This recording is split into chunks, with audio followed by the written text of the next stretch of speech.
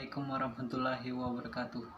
Kami dari kelompok 7 akan mempresentasikan dengan mata kuliah Hukum Perlindungan Konsumen dan Persaingan Usaha. Nah, sebelum kami mempresentasikan, saya akan memperkenalkan teman-teman saya dan terutama untuk diri saya. Nama saya Aldi Alfiko dan teman saya Ahmad Sauki, dan ada Galuh Anggreani, ada Muhammad Antonio Jodi, dan Rika Aprianti. Oke. Langsung saja, setelah kita perkenalan, langsung saja untuk Sauki dipersilakan untuk presentasi yang pertama. Perjanjian yang dilarang dalam usaha. Perjanjian menurut Undang-Undang Nomor 5 Tahun 1999 adalah suatu perbuatan yang dilakukan oleh satu atau lebih pelaku usaha untuk mengikat diri terhadap satu atau lebih pelaku usaha lain dengan nama apapun, baik tertulis maupun tidak tertulis. Dalam perjanjian yang dilarang, ada beberapa bentuk-bentuk perjanjian secara umum. Yang pertama, perjanjian horizontal.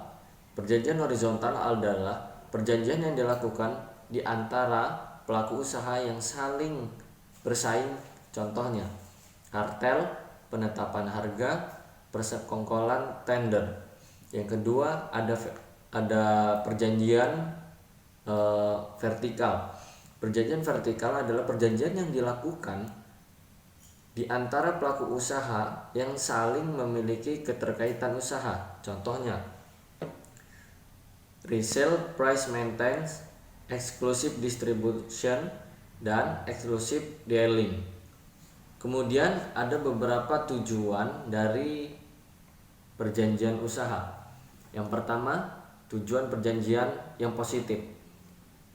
Tujuan perjanjian yang positif yang pertama itu ada meningkatkan efisiensi, kedua mengurangi resiko, ketiga menciptakan produk baru dan meningkatkan kualitas produk. Kemudian tujuan perjanjian yang negatif. Tujuan perjanjian negatif ada 3. Yang pertama, menghilangkan persaingan. Yang kedua, membatasi produk. Yang ketiga, meningkatkan harga.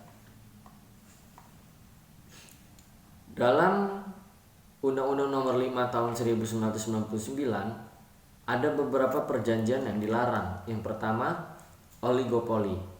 Kedua, penetapan harga. Ketiga, pembagian wilayah atau market division. Keempat, pemboikotan. 5, kartel. 6, trust. 7, oligospoli. 8, integrasi vertikal. 9, perjanjian tertutup. 10, perjanjian dengan pihak luar negeri. Saya akan menjelaskan tentang perjanjian yang dilarang. Yang pertama yaitu oligopoli. Berdasarkan pasal 4 ayat 2 diartikan bahwa oligopoli itu sendiri merupakan suatu keadaan di mana pelaku usaha, 2 atau 3 pelaku usaha atau kelompok pelaku usaha secara bersama-sama melakukan penguasaan produksi dan pemasaran barang dan jasa lebih dari 75% pangsa pasar satu jenis barang. Kemudian yang dilarang oleh UU Persaingan Usaha adalah adanya perjanjian kolusi di antara mereka untuk melakukan penguasaan produksi dan atau pemasaran barang dan jasa itu. Di oligopoli terdapat 3 model. Yang pertama, non-kolusi.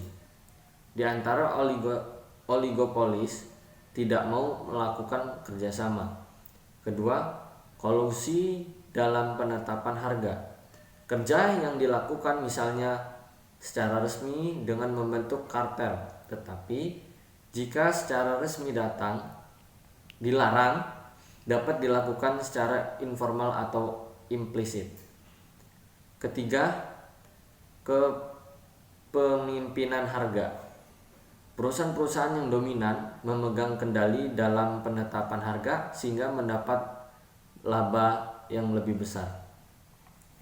Kedua, dari eh, perjanjian yang dilarang. Yang kedua adalah penetapan harga, price fixing. Pelaku usaha dilarang membuat perjanjian dengan pelaku usaha pesaingnya untuk menetapkan harga atas suatu barang atau jasa yang harus dibayar oleh konsumen atau pelanggan pada pasar bersangkutan yang sama. Kemudian ada diskriminasi harga. Pelaku usaha dilarang membuat perjanjian yang mengakibatkan pembeli satu harus membayar dengan harga yang berbeda dari harga yang harus dibayar oleh pembeli lain untuk barang atau jasa yang sama. Keuntungan dari diskriminasi harga itu lebih tinggi tersebut diperoleh dengan cara merebut surplus konsumen. Surplus konsumen adalah selisih harga tertinggi yang bersedia dibayar konsumen dengan harga yang benar-benar dibayar oleh konsumen. Syarat utama penerapan diskriminasi harga. Yang pertama, memiliki market power. Kedua, tidak ada resellers. Berikut merupakan stratifikasi dalam diskriminasi harga, yaitu yang pertama, setiap konsumen tanpa stratifikasi apapun harus membayar harga yang ditetapkan oleh produsen. Contoh, jual beli berlian atau souvenir di depot-depot turis wisata. Kedua, melihat jumlah kuantitas pembeli atau semakin besar pembelian semakin murah harganya. Contoh, barang-barang elektronik atau pembelian partai besar di pasar. Yang ketiga, membedakan stratifikasi kelas atau kelompok. Konsumen dalam penetapan harga yang berbeda-beda, contohnya harga khusus untuk pelajar dan orang tua. Terima kasih Ahmad Sauki. Oke, untuk yang selanjutnya akan dilanjutkan oleh Aldi Alfigo. Bentuk-bentuk diskriminasi harga. Diskriminasi harga tingkat pertama, menerapkan harga yang berbeda-beda untuk setiap konsumen berdasarkan reservation price masing-masing konsumen. Disebut juga perfect atau full price discrimination karena berhasil mengambil surplus konsumen paling besar. Diskriminasi harga tingkat kedua, dilakukan dengan cara menerapkan harga yang berbeda-beda pada jumlah unit produk yang dijual. Contohnya, perbedaan harga per unit pada pembelian grosir dan pembelian eceran. Diskriminasi harga tingkat ketiga, dilakukan dengan cara menerapkan harga yang berbeda untuk setiap kelompok konsumen berdasarkan reservation price masing-masing kelompok konsumen. Jadi, tidak berdasarkan masing-masing konsumen, tapi mengetahui reservation kelompok konsumen. Predatory pricing. Definisinya yaitu pelaku usaha yang menjual dengan harga lebih rendah untuk mendapatkan pesaingnya keluar dari industri dan mendorong pelaku usaha baru untuk tidak masuk ke industri. Kemudian dalam jangka panjang ia akan meningkatkan labanya. Bisa juga dilihat pada pasal 7 Undang-Undang Nomor 5 Tahun 1999. Tujuannya mengurangi pesaing dengan membangkrutkan pesaing dan menciptakan penghalang masuk bagi pelaku usaha potensial yang ingin masuk ke industri. Resell price maintenance. Pelaku usaha dilarang membuat perjanjian dengan pelaku usaha lain yang memuat persyaratan bahwa penerimaan barang dan atau jasa tidak akan menjual atau memasok kembali barang dan atau jasa yang diterimanya dengan harga yang lebih rendah dari pada harga yang telah diperjanjikan sehingga dapat mengakibatkan terjadinya persaingan usaha tidak sehat. Pasal 8 Undang-Undang Nomor 5 Tahun 1999. Pembagian wilayah. Pelaku usaha dilarang membuat perjanjian dengan pelaku usaha pesaing yang bertujuan untuk membagi wilayah pemasaran atau alokasi pasar terhadap barang dan atau jasa sehingga dapat mengakibatkan terjadinya praktek monopoli dan persaingan usaha tidak sehat. Pasal 9 Undang-Undang Nomor 5 Tahun 1999. Tujuannya adalah untuk menghindari terjadinya pesaing di antara pelaku usaha yang saling bersaing. Dengan hilangnya persaingan mengakibatkan pelaku usaha dapat mengenakan harga yang lebih tinggi sehingga mereka dapat menikmati laba yang lebih besar. Pemboikotan. Pelaku usaha dilarang membuat perjanjian dengan pelaku usaha pesaingnya yang dapat menghalangi pelaku usaha lain untuk melakukan usaha yang sama, baik untuk tujuan pasar dalam negeri maupun pasar luar negeri. Pasal 10 ayat 1 Undang-Undang Nomor 5 Tahun 1999. Pelaku usaha dilarang membuat perjanjian dengan pelaku usaha pesaingnya untuk menolak menjual setiap barang dan atau jasa dan pelaku usaha lain sehingga perbuatan tersebut merugikan atau dapat diduga akan merugikan pelaku usaha lain. Membatasi pelaku usaha lain dalam menjual atau membeli setiap barang dan atau jasa dari pasar bersangkutan. Pasal 10 ayat 2 Undang-Undang Nomor 5 Tahun 1999. Kartel. Pelaku usaha dilarang membuat perjanjian pelaku usaha pesaingnya yang bermaksud untuk mempengaruhi harga dengan mengatur produksi dan atau pemasaran suatu barang dan atau jasa yang dapat mengakibatkan terjadinya praktek monopoli dan atau persaingan usaha tidak sehat. Pasal 11 Undang-Undang Nomor 5 Tahun 1999. Tujuan kartel. Tujuannya yaitu untuk mengeruk keuntungan yang sebesar-besarnya dengan mengurangi produk mereka secara signifikan di pasar sehingga menyebabkan di dalam pasar mengalami kelangkaan yang mengakibatkan konsumen harus mengeluarkan biaya yang lebih untuk dapat membeli produk pelaku usaha tersebut di pasar.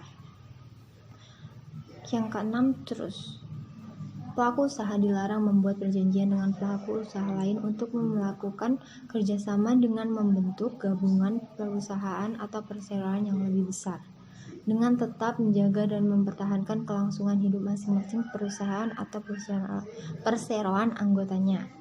Terus merupakan wadah antara perusahaan yang didesain untuk membatasi persaingan dalam bidang usaha atau industri tertentu. Gabungan antara beberapa perusahaan dalam bentuk trust dimaksudkan untuk secara kolektif mengendalikan pasokan dengan melibatkan trust sebagai koordinator penentu harga. 7. Oligopsoni. Pelaku usaha dilarang membuat perjanjian dengan pelaku usaha lain yang bertujuan untuk secara bersama-sama menguasai pembelian atau penerimaan pasokan agar dapat mengendalikan harga atas barang dan atau jasa dalam pasar bersangkutan yang dapat mengakibatkan terjadinya praktek monopoli dan atau persaingan usaha tidak sehat. Pasal 13 ayat 1 Undang-Undang Nomor 5 Tahun 1999. Pelaku usaha patut diduga atau dianggap secara bersama-sama menguasai pembelian atau penerimaan pasokan sebagaimana dimaksud dalam ayat 1 apabila 2 atau 3 pelaku usaha atau kelompok pelaku usaha menguasai lebih dari 75% pangsa pasar satu jenis barang atau jasa tertentu. Pasal 13 ayat 2 Undang-Undang Nomor 5 Tahun 1999. Oligopsoni adalah struktur pasar yang didominasi oleh sejumlah konsumen yang memiliki kontrol atas pembelian. Struktur pasar ini memiliki kesamaan dengan struktur pasar oligopoli. Hanya saja struktur pasar ini terpusat di pasar input. Dengan adanya praktek oligopsoni, produsen atau penjual tidak memiliki alternatif lain untuk menjual produk mereka selain kepada pihak pelaku usaha yang telah melakukan perjanjian oligopsoni. Mengakibatkan produsen atau penjual hanya dapat menerima saja harga yang sudah ditentukan oleh pelaku usaha yang melakukan praktek oligopsoni. 8. Integrasi vertikal. Pelaku usaha dilarang membuat perjanjian dengan pelaku usaha lain yang bertujuan untuk menguasai produksi sejumlah produk yang termasuk dalam rangkaian produksi barang dan atau jasa tertentu, yang mana setiap rangkaian produksi merupakan hasil pengolahan atau proses lanjutan, baik dalam satu rangkaian langsung maupun tidak langsung yang dapat mengakibatkan terjadinya persaingan usaha tidak sehat dan atau merugikan masyarakat. 9. Perjanjian tertutup.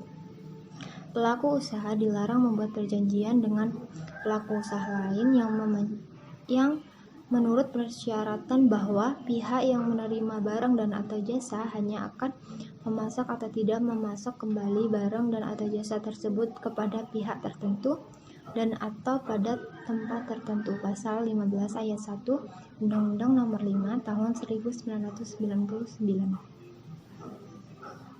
Pelaku usaha dilarang membuat perjanjian mengenai harga atau potongan harga tertentu atas barang dan atau jasa yang memuat persyaratan pelaku usaha yang menerima barang dan atau jasa dari pelaku usaha pemasok. A. Harus bersedia membeli barang dan atau jasa lain dari pelaku usaha pemasok, atau B. Tidak akan membeli barang dan atau jasa yang sama atau sejenis dari pelaku usaha lain yang menjadi pesaing dari pelaku usaha pemasok. Pasal 15 ayat 3 Undang-Undang Nomor 5 Tahun 1999. Yang ke-10 yaitu perjanjian dengan pihak luar negeri. Pelaku usaha dilarang membuat perjanjian dengan pihak luar negeri yang memuat ketentuan yang dapat mengakibatkan terjadinya persaingan usaha tidak sehat. Pasal 16 Undang-Undang Nomor 5 Tahun 1999. Terima kasih Galuh. Untuk selanjutnya akan dilanjutkan oleh Muhammad Antonio Jodi. Assalamualaikum warahmatullahi wabarakatuh. Saya M. Antonio Jodi. Di sini saya akan melanjutkan presentasi dari diskusi kelompok kami. Kegiatan yang dilarang dalam usaha.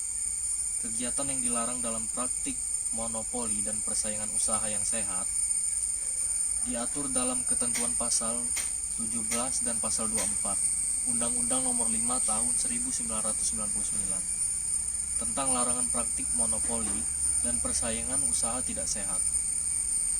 Bentuk kegiatan yang dilarang dalam praktik monopoli dan persaingan usaha yang tidak sehat adalah sebagai berikut. Yang pertama monopoli, yang kedua monopomi, yang ketiga penguasaan pasar, yang keempat persekongkolan.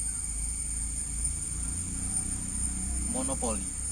Pelaku usaha dilarang melakukan penguasaan atas produksi dan pemasaran barang atau jasa yang dapat mengakibatkan kejadian praktek monopoli dan atau persaingan usaha yang tidak sehat. Dengan ketentuan sebagai berikut. Barang dan jasa yang belum memperhatikan ada substansinya atau mengakibatkan pelaku usaha lain tidak dapat masuk ke dalam persaingan usaha barang dan jasa yang sama, atau satu pelaku usaha atau suatu kelompok pelaku usaha yang menguasai lebih dari 50% cadangan pasar atau barang dan jasa. 2. Monopomi. Pelaku usaha larangan menguasai penerimaan pasokan atau menjadi pembeli, baik itu tunggal atas barang dan jasa dalam pasar yang dapat mengakibatkan terjadinya praktek monopoli dan atau persaingan usaha yang tidak dengan ketentuan satu pelaku usaha atau satu kelompok pelaku usaha menguasai lebih dari 50%. Satu jenis barang atau jasa. Ketiga, penguasaan pasar. Pelaku usaha dilarang melakukan satu atau beberapa kegiatan, baik itu sendiri maupun bersama pelaku usaha lain, yang dapat mengakibatkan terjadinya praktek monopoli dan atau persaingan usaha yang tidak sehat. Yang keempat, persekongkolan.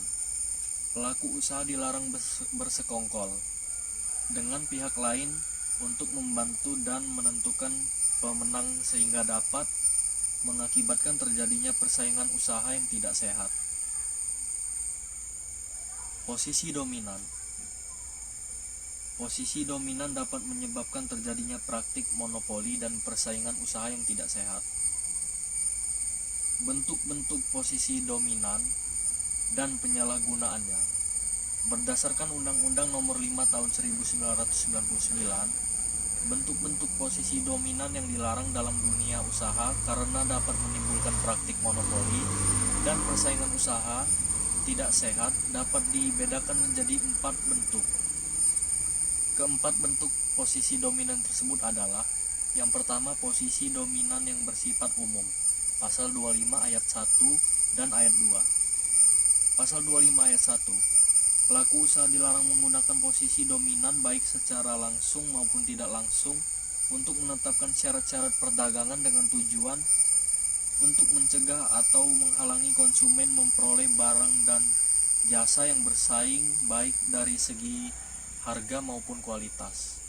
Pasal 25 ayat 2. Pelaku usaha yang memiliki posisi dominan sebagaimana dimaksud dalam ayat 1 apabila satu pelaku usaha atau kelompok pelaku usaha menguasai 50% atau lebih pangsa pasar satu jenis barang atau jasa tertentu. Yang kedua, posisi dominan karena jabatan rangkap. Praktik monopoli dan atau persaingan usaha tidak sehat dapat terjadi disebabkan oleh adanya posisi dominan. Dalam Undang-Undang Anti Monopoli dilarang adanya jabatan rangkap dari seorang direksi atau komisaris suatu perusahaan. Larangan mengenai jabatan rangkap ini diatur dalam pasal 26 Undang-Undang Anti Monopoli yang berisi seseorang yang menduduki jabatan sebagai direksi atau komisaris dari suatu perusahaan pada waktu bersamaan dilarang merangkap menjadi direksi atau komisaris pada perusahaan lain apabila perusahaan tersebut berada dalam pasar bersangkutan yang sama. Yang ketiga, posisi dominan karena pemilihan saham mayoritas. Kepemilikan saham seseorang di suatu perusahaan juga membuka peluang terjadinya posisi dominan yang dapat menimbulkan praktik monopoli dan persaingan usaha yang tidak sehat. Larangan posisi dominan pemilihan saham diatur dalam pasal 27 Undang-Undang Nomor 5 Tahun 1999 yang menyatakan pelaku usaha dilarang memiliki saham mayoritas pada beberapa perusahaan sejenis yang melakukan kegiatan usaha dalam bidang yang sama pada pasar bersangkutan yang. Terima kasih Muhammad Antonio Jodi. Untuk selanjutnya akan dijelaskan oleh Rika Aprianti. Assalamualaikum warahmatullahi wabarakatuh. Saya akan melanjutkan presentasi kelompok 7. 4 posisi dominan karena pengambil alihan. Penggabungan atau peleburan suatu badan usaha itu dilarang dalam Undang-Undang Anti Monopoli apabila dapat mengakibatkan praktik monopoli dan atau persaingan usaha tidak sehat. Ketentuan dalam Undang-Undang Anti Monopoli yang melarang perbuatan tersebut adalah pasal 28 dan pasal 29 UU Nomor 5 Tahun 1999. Pasal 28 ayat 1 berbunyi, pelaku usaha dilarang melakukan penggabungan atau peleburan badan usaha yang dapat mengakibatkan terjadinya praktik monopoli atau persaingan usaha tidak sehat. Pasal 28 ayat 2 berbunyi, pelaku usaha dilarang melakukan pengambil alihan saham perusahaan yang dapat mengakibatkan terjadinya praktik monopoli dan atau persaingan usaha tidak sehat. Pasal 28 ayat 3 berbunyi, ketentuan lebih lanjut mengenai penggabungan atau peleburan badan usaha sebagaimana dimaksud ayat 1 dan ketentuan mengenai pengambil alihan saham perusahaan sebagaimana dimaksud ayat 2 itu diatur dalam peraturan pemerintah. Yang dimaksud dengan badan usaha dalam ketentuan pasal 28 ayat 1 di atas ialah perusahaan atau bentuk usaha baik yang berbentuk badan hukum maupun bukan badan hukum yang menjalankan satu jenis usaha yang bersifat tetap dan terus-menerus dengan tujuan untuk memperoleh laba. Selain pasal 28, penggabungan, peleburan, dan pengambil alihan ini juga diatur dalam pasal 29 Undang-Undang Anti Monopoli yang berbunyi pasal 1 ayat 1, pasal 29 ayat 1 yang berbunyi penggabungan atau peleburan badan usaha atau pengambil alihan saham sebagaimana dimaksud dalam pasal 28 yang berakibat nilai aset dan atau nilai penjualannya melebihi jumlah tertentu wajib diberitahukan kepada komisi selambat-lambatnya 30 hari sejak tanggal penggabungan, peleburan, atau pengambilan alihan tersebut. Pasal 29 ayat 2 berbunyi, ketentuan tentang penetapan nilai aset atau nilai penjualan serta tata cara pemberitahuan sebagaimana dimaksud ayat 1 diatur dalam peraturan pemerintah. Ketentuan tentang posisi dominan terutama yang berkaitan dengan penggabungan, peleburan dan pengambil alihan dalam ketentuan pasal 28 ayat 1, 2 dan 3 Undang-Undang Nomor 5 Tahun 1999 tentang larangan praktik monopoli dan persaingan usaha tidak sehat atau Undang-Undang Anti Monopoli sebagaimana diuraikan di atas adalah berkaitan dengan ketentuan pasal 126 ayat 1 Undang-Undang Nomor 40 Tahun 2007 tentang perseroan terbatas yang berbunyi perbuatan hukum penggabungan, peleburan, pengambil alihan atau pemisahan wajib memperhatikan kepentingan A. Perseroan, pemegang saham minoritas serta karyawan perseroan, B. Kreditor dan mitra usaha lainnya dari perseroan, C. Masyarakat dan persaingan sehat dalam melakukan usaha. D. Jabatan rangkap. Menurut Kamus Besar Bahasa Indonesia, arti jabatan rangkap adalah dua atau lebih jabatan yang dipegang oleh seseorang dalam pemerintahan atau organisasi, seperti sekretaris jenderal ataupun kepala biro. Rangkap jabatan ini dapat menimbulkan konflik kepentingan. Kedua hal ini sangatlah berkesinambungan, di mana ada rangkap jabatan pasti akan ada konflik kepentingan di dalamnya. Banyak pemerintah yang merangkap jabatan sebagai pelayan publik. Rangkap jabatan juga berasal dari beberapa instansi, mulai dari Kementerian, TNI, Polri, hingga akademisi di perguruan tinggi negeri.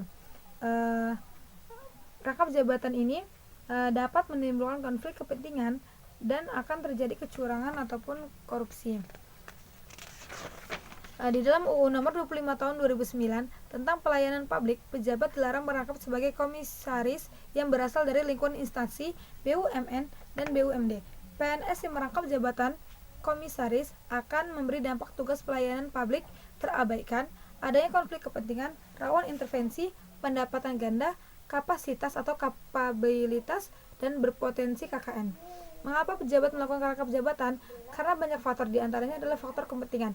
Maka dari itu, para pejabat memanfaatkan jabatannya dengan mengambil keuntungan itu dengan memberikannya kepada tim sukses atau kepada keluarganya. Ini juga dapat dikatakan sebagai penyalahgunaan jabatan. Setidaknya ada 2 pasal UU dalam peraturan pemerintah yang melarang rangkap jabatan seperti UU Nomor 5 Tahun 1999, Pasal 26 tentang larangan praktek monopoli dan persaingan usaha tidak sehat. Seseorang yang menduduki jabatan sebagai direksi atau komisaris dari suatu perusahaan dilarang merangkap menjadi direksi atau komisaris pada perusahaan lain. Pasal 23 UU Nomor 39 Tahun 2008 tentang Kementerian Negara, menteri dilarang menangkap jabatan sebagai pejabat negara lainnya sesuai dengan peraturan perundang-undangan komisaris atau direksi pada perusahaan atau perusahaan swasta. Peraturan Pemerintah Nomor 29 Tahun 1997 tentang Pegawai Negeri Sipil yang menduduki jabatan rangkap. Pasal 2. Pegawai negeri sipil dilarang menduduki jabatan rangkap. 2. Dikecualikan dari ketentuan pelarangan untuk menduduki jabatan rangkap sebagaimana dimaksud pasal 1. Bagi pegawai negeri sipil yang diangkat dan ditugaskan dalam jabatan A. Jaksa merangkap jabatan struktural di lingkungan kejaksaan yang tugas pokoknya berkaitan erat dengan bidang penuntutan atau dapat diberi tugas penuntutan. B. Peneliti merangkap jabatan struktur di lingkungan instansi pemerintah yang tugas pokoknya berkaitan erat dengan bidang penelitian. Dan 3. Jabatan struktural yang dirangkap oleh pegawai negeri sipil sebagaimana dimaksud pada pasal 2 ditetapkan dengan keputusan presiden. Pegawai negeri sipil yang menduduki jabatan rangkap diberhentikan dari salah satu jabatan. Dalam pasal tersebut dijelaskan bahwa yang tidak boleh melakukan rangkap jabatan yakni direksi perusahaan negara atau swasta atau komisaris, menteri, pimpinan organisasi, dan PNS. Bahkan, diharapkan seorang menteri dapat melepaskan tugas dan jabatan-jabatan lainnya termasuk jabatan dalam partai politik. Kesemuanya itu dalam rangka meningkatkan profesionalisme, pelaksanaan urusan kementerian yang lebih fokus kepada tugas pokok dan fungsi yang lebih bertanggung jawab. Terdapat pengecualian bagi PNS yang mendapat rangkap jabatan yaitu jaksa, peneliti, dan perancang apabila tugas fungsinya berkaitan dengan peraturan perundang-undangan sebagai satu kesatuan yang tidak terpisahkan dengan tugas dan tanggung jawab sebagai jabatan fungsionalnya. Rangkap jabatan memunculkan masalah konflik kepentingan yang serius di kalangan pejabat negara. Ada beberapa yang menimbulkan konflik kepentingan antara lain: 1. Situasi yang menyebabkan penggunaan aset atau jabatan atau instansi untuk kepentingan pribadi atau golongan. 2. Situasi di mana seorang penyelenggara negara memberikan akses khusus kepada pihak tertentu. 3. Situasi di mana adanya kesempatan penyalahgunaan jabatan. Sumber penyebab dari konflik kepentingan antara lain kekuasaan dan kewenangan penyelenggara negara yang diperoleh dari peraturan perundang-undangan, perangkapan jabatan, hubungan finansial, gratifikasi, kelemahan sistem organisasi, dan kepentingan pribadi. Penyelenggaraan negara dalam rangka jabatan sebagai eksekutif suatu perusahaan yang berujung pada terjadi penyalahgunaan kewenangan. Peraturan penyalahgunaan wewenang di dalam pasal 3 Undang-Undang Nomor 31 Tahun 1999 saat dipandang sebagai delik inti. Ketentuan pasal 3 Undang-Undang Nomor 31 Tahun 1999 JOUU No 20 Tahun 2001 mengatur dan menegaskan setiap orang dengan tujuan menguntungkan diri sendiri atau orang lain, suatu korporasi, menyalahgunakan kewenangan, kesempatan, atau sarana yang ada padanya karena jabatan atau kedudukan yang dapat merugikan keuangan negara. Menurut saya, bila dilihat rangkap jabatan lebih banyak mudaratnya daripada manfaatnya. Dikhawatirkan juga pejabat atau komisaris yang terkait dalam rangkap jabatan tersebut tidak dapat bekerja sama secara maksimal karena terkait dengan jabatan lain. Untuk itu, untuk mencegah atau mengurangi konflik kepentingan dilakukan beberapa cara seperti kode etik, pelatihan, arahan serta konseling yang memberikan contoh untuk mengatasi situasi konflik kepentingan, melakukan arahan, pengawasan, atau memberikan kesempatan kepada orang lain dengan melaksanakan seleksi rekanan atau penerimaan pada masyarakat yang lebih berkompeten. Sekian dari saya. Wassalamualaikum warahmatullahi wabarakatuh. Terima kasih Rika Aprianti. Mungkin itu saja yang bisa kami sampaikan. Kurang dan lebihnya kami mohon maaf. Dan wassalamualaikum warahmatullahi wabarakatuh.